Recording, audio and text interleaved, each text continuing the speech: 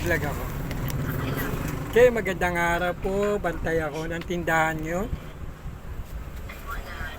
Yung mga tindera rito nagpapahinga. Break time nila. Mamaya alas 4 ang balik nila rito. Kasama ko ngayon dito yung buso ko. Buso kong anak yun.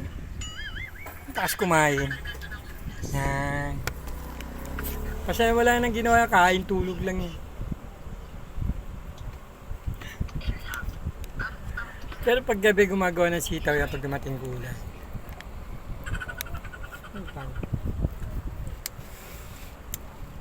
Mga tinda namin dito, puro mga fresh na gulay.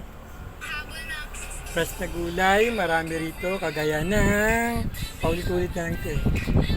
Kalabasa. Yan, fresh na gulay ha. Yan, marami rito. Lagi namin paninda to everyday. Laging sariwa. Yan. Habang nagsa-sounds. Tapos, meron pa rito. Meron pa dito. Lipat natin, lipat ha. Pangit yun, pangit ang view.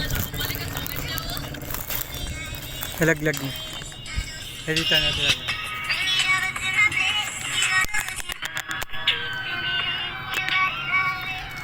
Diyan ka lang, hindi ito nakaharap sa akin. Taas ako, gusto ko miga. Yan. Meron tayong repolyo. Repolyo, press up repolyo. At carrots yan.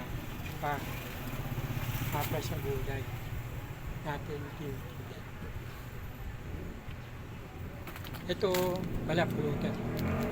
Pangata-ngata ko lang ito. Habang nababantay.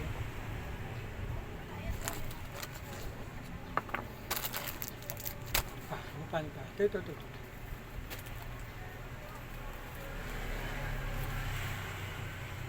Yan ito. Lettuce.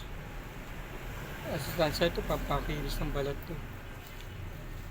Lettuce. Yan.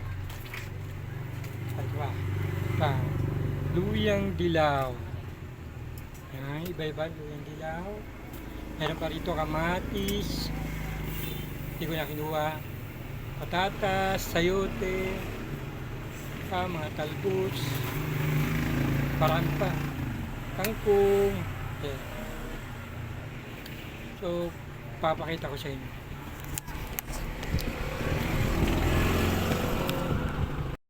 Yan, meron ng pipino, carrots, repolyo, pechay bagyo, puso, luya, kalamansi, natin.